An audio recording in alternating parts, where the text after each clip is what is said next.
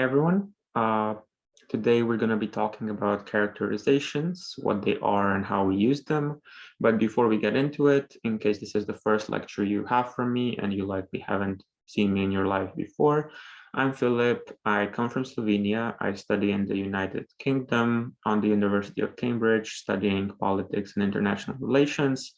I've been in debating for my whole high school life and now in college as well. So I'm very happy to be here helping you out. Most of my lectures will be covering political themes. So this might be the only one or one of the few ones that will be more meta debatey. So I hope you will enjoy it. Okay, now on to the content. What will this elective actually cover, right? So hopefully we will be able to answer the questions on your left. So what does characterization actually look like and what it is? Contrary to popular belief, it is not making characters. It is actually a meta debate thing, right? So why is it important? What are the mechanisms of doing it, right? So at the start of this, I want you to think about what you know about characterization. If you know anything, or you maybe don't have the faintest idea of what you're supposed to be doing when I say characterize this. And then think about why you actually need it in a debate, right? So what do you do with it in a debate? And in what sense could it actually help you win a debate? So the reason why I'm actually doing this elective is because I've been judging a lot in the recent months. And for most high-level debates, characterization is what is the tipping point between the left and right, or opposition and proposition, right? When everything's perfect, it boils down to characterization. And this is probably something that I mention in every single feedback and reasoning for decision I have.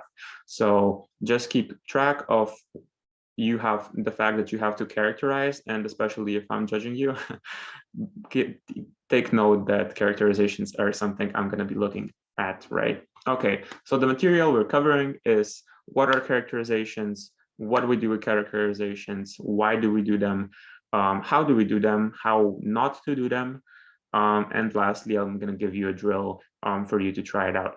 Okay, let's jump right in. So what actually are characterizations, right? Characterizations are descriptions of circumstances, actors, and context in a way that actually suits your case. That might be on the most basic level. That's usually just describing how the world looks like when, like, in the status quo before we pass a certain policy, if it's a policy motion, or what the main priorities of a certain actor are, such as a state, such as a group of people.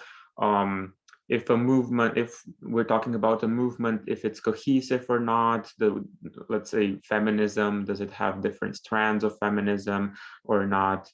We know that it does, but you might want to look it up. So in general, just making the judge know what you're talking about a bit more concretely, painting a picture so that the judge can actually imagine what the debate is about.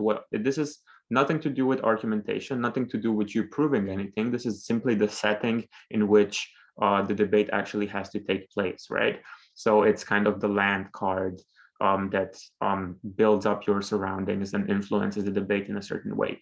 Now, such as like in reality, this kind of context will always be subjective, and this is why it's important for you to bring it up in debates, and you and your team to actually try to win the characterizations, right?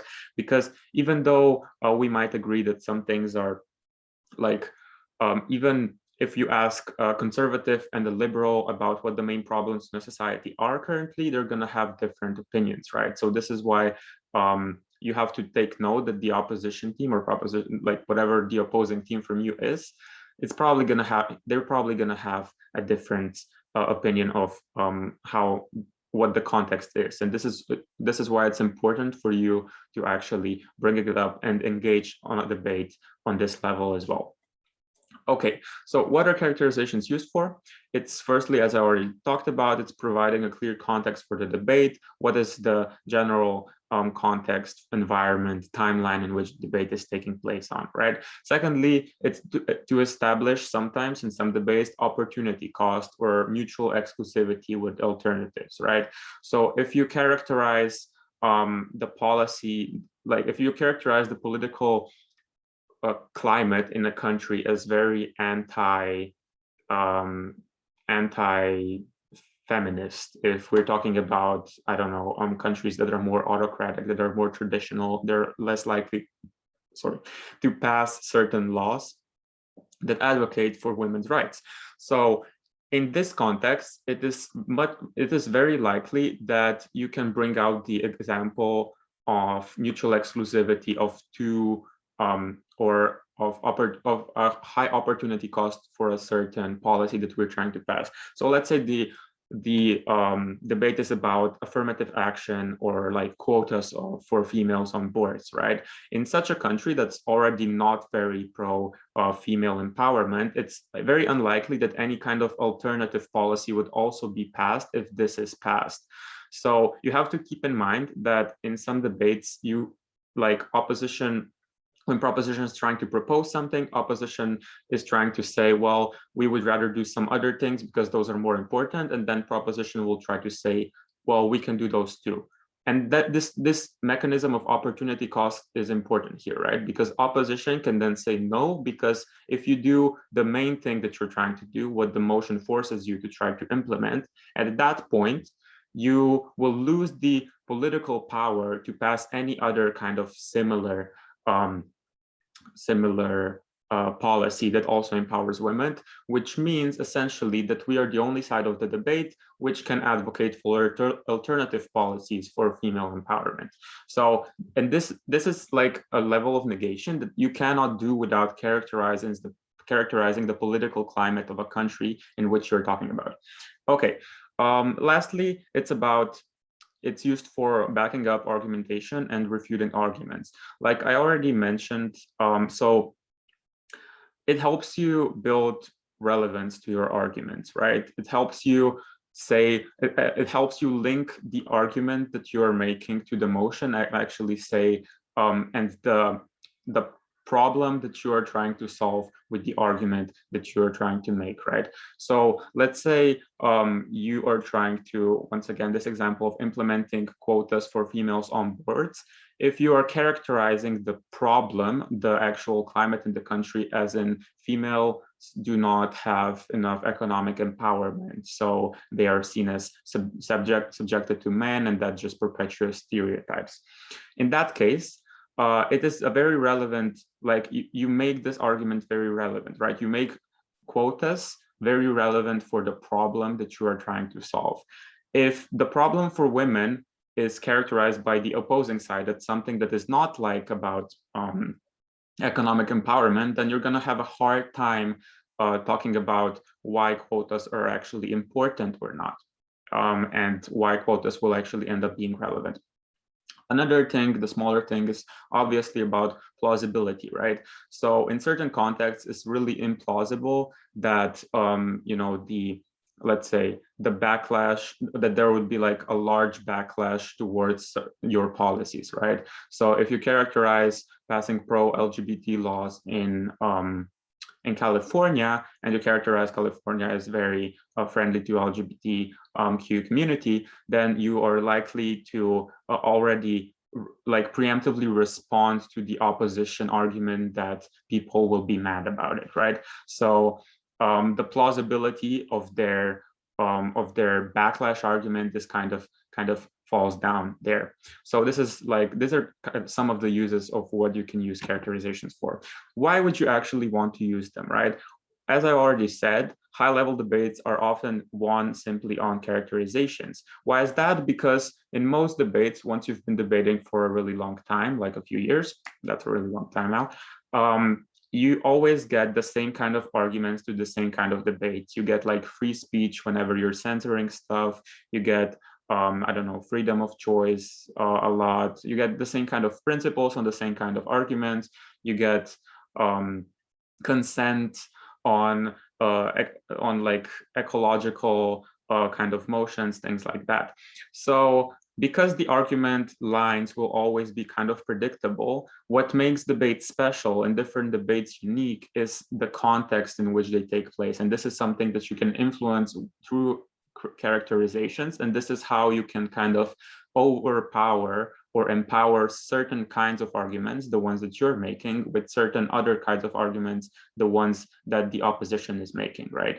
This might be a slightly higher level analysis that beginners might not be able to understand yet, but I promise you, when you debate for a longer period of time, you will notice how like small shifts in narratives within debates really help you to win. Okay, the second reason why you should use them a lot is because they kind of sound objective, right? If only one team is making the effort to characterize things, then that becomes the truth in which the debate is actually taking place in. If only, let's say, if only proposition is saying, you know, the problem, we're once again on the motion on quotas for females on boards. And if the problem for women is because they don't have access to economic capital, and opposition never says anything about any alternative problem, then this debate is debated on the basis on that problem. And that pretty much gives proposition such a big advantage that it's really hard for opposition to argue anything else, except if they happen to also base their whole argumentation on that one problem. Higher speaker scores, this is pretty obvious because, and I'm not going to go very deeply into that. In general, characterizations help you structure your speech better because once you're characterizing, you are usually doing it, like it's usually recommended not to do it within arguments, but to do it before arguments, or if you're doing it within arguments, you do it at the beginning of your argument, right? Whatever path you choose, you're not doing it, you're not just like dropping it in within a negation somewhere. You're actually trying to consciously and like constructively incorporate it into your speeches. And what that does automatically is make your speeches more divided among like argumentative points and framing points. And that usually gives you higher points in structure, also gives you higher points in strategy, simply because of the fact you are choosing to debate, you're choosing to engage on this level of debate as well. So on debates about norms and debates about like narratives, it's almost impossible to debate them without debating characterizations of how the world looks like and what the problem is, because this is simply kind of implied in the motion itself. So for example, this house supports the glorification of the mediocre life. You have to talk about what this actually is, right? You have to talk about what do you think this kind of glorification would look like, who it would help, and you also have to talk about, I don't know, on proposition, the problem that the absence of such a narrative presents. Like, let's say the alternative narrative would be that you have to strive for greatness, you have to strive for perfection or like for success. Then what is the problem that creates? And like talking about those things, really, you are just by talking about those things, you're forced to characterize the problems within society and the reasons why they happen. And hopefully this will become a bit clearer as well when we talk about mechanism. Now, a bit more advanced, perhaps also for like the blue and gold group here, thing here is about second layer characterizations, right? So in a lot of debates, there will be consensus about the first level of characterization. For example, in no debate that I've ever judged that people about ecology, about the climate and environment, did people ever say that climate change is not a problem, which is why spending a lot of time on like saying that is probably not the most important thing in your Prop 1 speech, right? You have to establish the reasons behind the characteristics. So the reasons why the climate change is actually a problem, or how we solve and alleviate the symptoms and so on. You have to kind of understand that this is where the core of the debate will be happening. A lot of beginner teams make the kind of the usual mistake that they spend like they use an entire argument just to characterize an issue that won't become contentious in a debate anyways, because opposition will just say, well, yes, but there's a different reason for that, or there's a different way of solving it. So don't just make those kinds of arguments. So I'm going to give you an example here. This house supports LGBT plus or Q plus schools. This obviously just talks about schools exclusive to the LGBTQ plus community, right? So one where only parts of this minority would be able to visit. And yeah, okay. So the first level of characterization here would be that there is some level of discrimination and oppression that the LGBT members face and are harmed in society because of it. This is probably something that's going to be conceded on both sides of the debate, right? Opposition will say yes, proposition will say yes, this is why we're proposing this. Now, the second level, where the debate is actually going to be happening, is the source of this discrimination, the source of this oppression. And this is something you have to realize already in your prep time when you're trying to prepare your arguments, right? Because in a lot of cases, the way you spin your arguments is heavily contingent on what you anticipate the other side will do. So, for example, one line of like characterization of what the source of this harm, the source of the discrimination is, that it is bullying that the LGBTQ members face on a daily level. And this is why we need a safe space, right? So proposition, for example, would presume that bullying is a fact and that a safe space or a secluded space is the way to alleviate that. The alternative, opposition, might be able to argue that the source of harm is actually not bullying. The source of harm is homophobia, but it's not homophobia per se, but what drives homophobia, because homophobia is also already a problem in itself and it needs to be rooted out. We cannot just move people away just for them to be reintroduced back into the same spaces in university or in the job, in the workplace, and then you will face discrimination again, right? We need to work on the cause of the problem. And the cause of the problem happens, for example, because there's not enough contact between like different sexualities. There's not enough normalization of the LGBTQ existence for most like straight cis people. So normalization cannot occur, and they will always feel like those people are something else, and we are like, there will be a kind of othering happening, and then that kind of sometimes gives you a psychological legitimacy, implied psychological legitimacy that you can actually bully someone or oppose someone, right? So this is just one example how the same kind of problem can be characterized in two ways. And you have to notice that discrimination itself is not going to be contended in this debate. You have to realize this at the start already in order to effectively make your case. Okay, now before I move on to some mechanisms of how we actually characterize stuff, or what you can characterize, here's a picture of my dog in case you haven't seen him yet.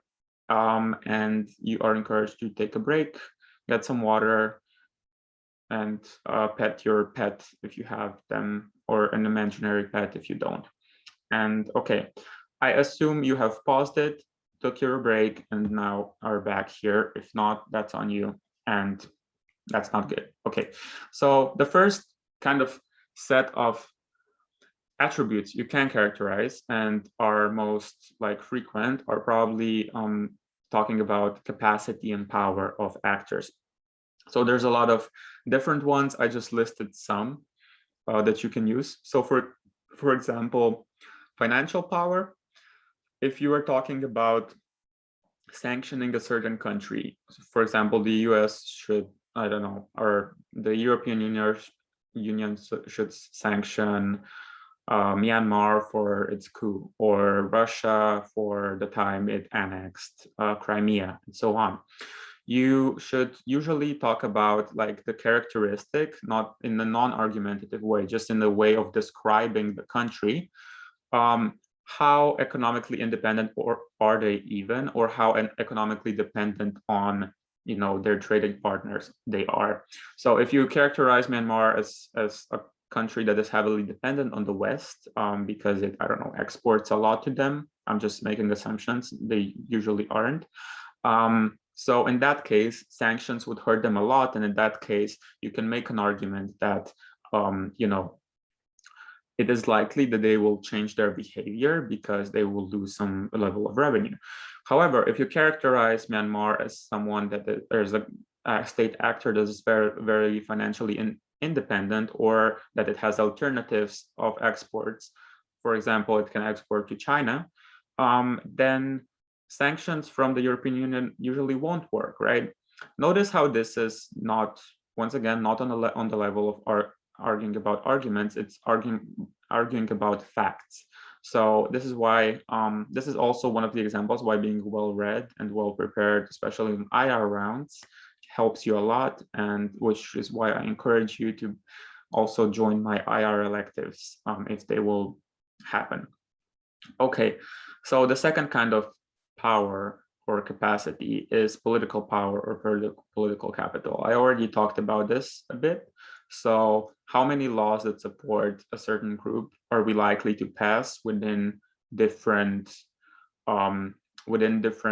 political climates, within different countries that are inclined to support a certain movement more or less, right? Then the second kind of version of this is social capital. For example, if we are talking about this, I don't know, the feminist movement in Iran should, I don't know, criticize the government in a specific way.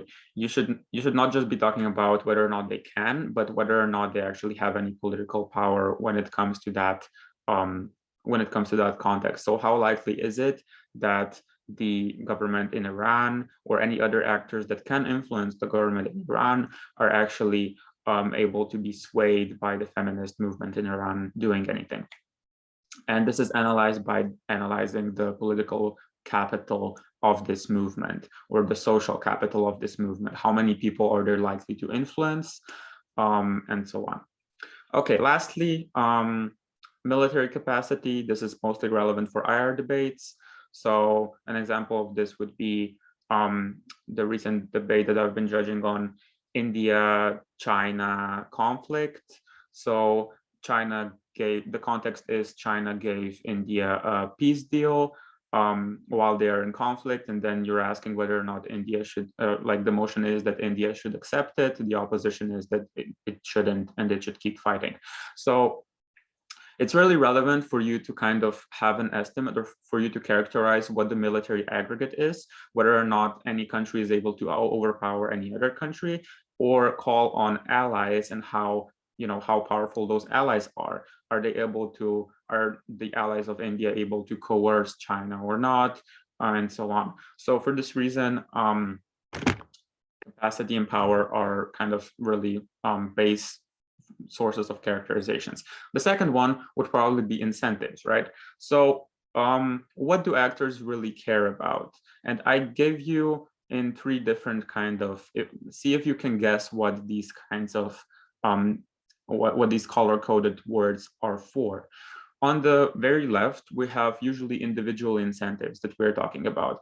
So we could talk about that individuals in debates care more about reputation, or they care more about money, or they care more about safety or love, or being law-abiding, for example, and so on. So it's likely that you can prove for a specific group of people, one kind of group of these incentives being prevalent. And this is where the why questions comes in, right? So why does this group of people care mostly about this? And this is simply a narrative, or like kind of a characteristic framework that helps you build up your arguments, that helps you make your arguments like stand in the end. So the middle column, the orange or yellow, I'm not sure, looking one, is something that we can usually attribute to political figures or parties.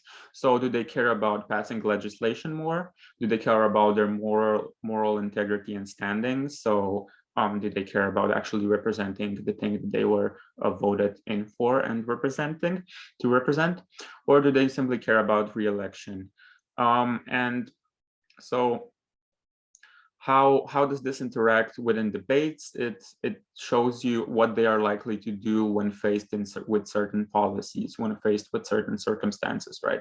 On the rightist, the red column is actually something that you usually talk about in debates when you're talking about corporations, multinationals, and so on. So are they only profit driven? Do they care about innovation more than profit? Do they care about innovation usually comes with the prospect of long-term profit, or let's say a good standing, a good reputation? Do they care about the woke consumer base, right? We often talk about, no, corporations won't do horrible things in the third world because they are dependent on the consumers in the first world, and those consumers won't buy their products if they see these corporations making these horrible things and so on.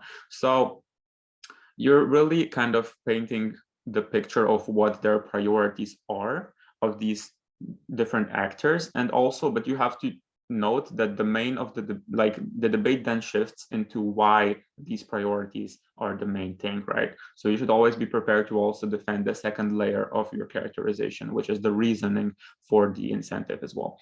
Okay, the last one is a more abstract one, probably socialization and education, right? So this is where you talk about how certain groups, social groups, behave in a way where you talk about how these certain social groups were taught to think about the world, were taught to what kind of values were instilled when in their formative years, when they were growing up and so on. So yes, what was the narrative or value instilled in group X by their figures of authority? So a few examples here.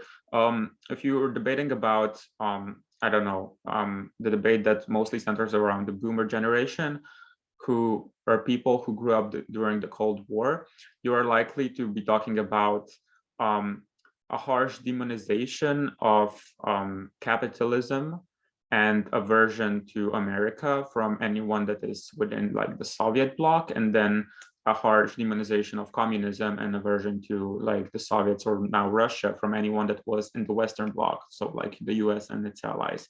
Also, people in heavily religious communities are usually instilled with values that differ from like the rest of the world. So you should always think about how are certain people taught and what is the kind of their family environment, what is their educational environment, and that kind of helps you boost or kind of helps you ground the reasoning behind why they are likely to think in a certain way, why they're likely to value certain things, and so on. Okay, before I get to the drill, I want to make the 5 fatal flaws of characterizations noted here. So this is something you should not be doing when characterizing, and this is also something that I happen to stumble upon quite a lot when I'm judging. Firstly is generalizations. Be wary of, although I was talking about social groups, although I was talking about nations, be wary that in every single group, there is room for you to characterize smaller parts of that group as well. And it's likely that not all Americans will think the same, not all Muslims will think the same, not all feminists would think the same. So there's an intersection of a bunch of identities in every single person, right? So I think Rhea will have an elective on identities and identity politics in general. If you are lower class or higher class, you're likely to think differently. If you are female or male, you're likely to think differently on certain things. So just take note that there's always room for you to go deeper, and you should never stop at the level where you say that this whole group that is like millions of people will think this, and without any further explanation why that might not be true for the majority or minority of people there. Secondly, implying rationality of actors, right? So always keep in mind that regardless of all of the factors that you might be analyzing, all of the socialization factors or the environmental factors, people are still impulsive and emotional. People still act on anger, on sadness, on fear, and so on. And in some cases, that might be missed out by debaters often. And so just keep that in mind, when faced with certain really emotionally charged situations and dynamics, people are likely not to act, likely not acting in the same way as like the logical conclusions that we are so happy to talk about within debates want us to. So keep that in mind. Thirdly, being implausible, so reaching a bit too far. So just that simply means that you're trying to make basic unbiased characterizations, but you're really failing at making them sound like they are non-biased, or making them sound like they are, I don't know, that they are believable, right? For example, if you try to characterize, I don't know, any kind of European country as heavily unstable and prone to civil war and so on, because of like these few reasons that you may have come up with and may be kind of sound. If you're just making the general characterization so implausible, you're likely not gonna like get anywhere in debates. Fourthly, relying on examples rather than analysis. This is especially true if we're talking about kind of historical examples that might not be true anymore now. So you need to focus on structures that enable such examples, right? Even though like you shouldn't just say, I don't know, feminists are or like white feminists are all elitist because, or like are all pro-capitalism because Emma Watson might also do that. I'm not even sure if Emma Watson is pro-capitalism. I'm just making an assumption right now, but for the sake of this argument. But in general, you should not like cherry pick stuff, or you will be accused of cherry picking examples. You should always think deeper about the structures that enables your characterizations. Don't prove your characterizations based on examples, prove them on the reasoning of why they're true. Lastly, overdoing a predictable consensus. So this is something I already pointed out earlier. Don't spend half of your first prop speech characterizing a thing that no one's going to contest in a debate, and everyone is going to say, yes, okay, but we can still win this debate by simply saying yes, but by thinking a bit differently. So don't do that as well.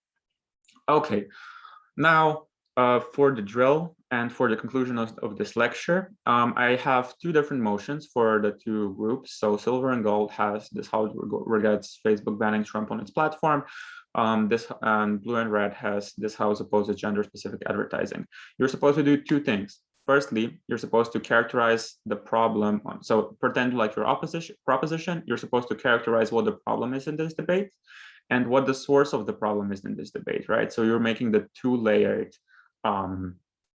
characterization, and then you simply make a small argument. You don't have to write a whole argument, just like make what the tagline of the argument would be that would prove, that would fit into the characterization. On opposition side, you challenge both you show me how through characterizations, you show me how the problem might not even be the same kind as proposition wants you to think about. So the same problem as you're making a proposition, you're now making an opposition, but you're denying its existence. And B, you're also denying the source of it. Or even if it existed, you're saying that the source is somewhere else. So you're pretty much negating what you're making for the proposition side as well. Okay, so submit those to the URL below. Yeah, get on it right now, and good luck. I hope you enjoyed this this drill, and you will enjoy this drill, and you enjoy this lecture, and good luck implementing it right now.